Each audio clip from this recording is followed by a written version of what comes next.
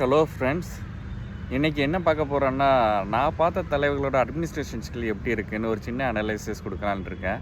So நான் வந்து எம்ஜிஆர் காலத்துலேயும் அண்ணா காலத்துலையும் பிறக்கலை. நான் பார்த்த தலைவர்கள்னால் கலைஞர் கருணாநிதி, ஜெயலலிதா அம்மையார், அதுக்கப்புறம் இபிஎஸ், முக ஸ்டாலின், தற்போதைக்கு ஜோசப் விஜய். ஸோ ஃபஸ்ட்டு வந்து ஜெயலலிதா அம்மையார் பார்க்கும். So he's an epitome of administration skill. ஒரு பெர்ஃபெக்ட் எக்ஸாம்பிள்னால் அவர் தான். தன்னோட கண்ணை அசைவிலேயே அட்மினிஸ்ட்ரேஷன் பண்ணுறதும் சரி, லா அண்ட் ஆர்டர் மெயின்டைன் பண்ணுறதும் சரி, தனியான பெண்மணியாக இருந்துச்சு மற்றவர்களை ஆண்களை அடக்கி ஆள்றதும் சரி.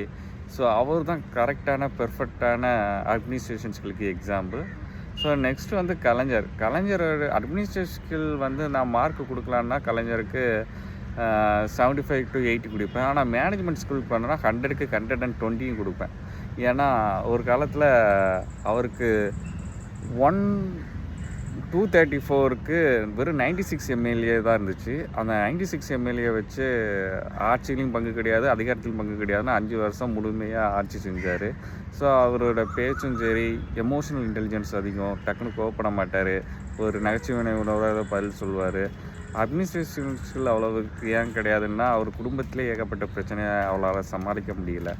ஸோ ஆனால் மேனேஜ்மெண்ட் ஸ்கில்ஸ் வந்து கலைஞருக்கு நல்லா உண்டு, பயங்கரமாக உண்டு. எந்த பிரச்சனையும் மேனேஜ் பண்ணி கொண்டு போகிற ஸ்கில்ஸ் வந்து. ஸோ ஜெயலலிதா அம்மையாருக்கு அட்மினிஸ்ட்ரேஷன் ஸ்கில் 100க்கு 120 கொடுப்பேன். மேனேஜ்மெண்ட் ஸ்கில் வந்து 95 கொடுக்கலாம். ஸோ நெக்ஸ்ட்டு வந்து இபிஎஸ்க்கு அட்மினிஸ்ட்ரேஷன் ஸ்கில் எவ்வளோ மார்க் கொடுக்கலாம்னா 90 கொடுக்கலாம். எந்த இதில் பார்க்கணுன்னா, தன்னுடைய கட்சிக்கு தனக்கு பிடிக்காதவங்கள யாரனாலும் வெளியில் அனுப்புறதுனாலும் சரி, தூக்குறதுனாலும் பதவி விட்டு தூக்குறதுனாலும் சரி. அதுக்கப்புறம் மேனேஜ்மெண்ட் ஸ்கில்ஸ் வந்து 100க்கு 110 கொடுக்கலாம்.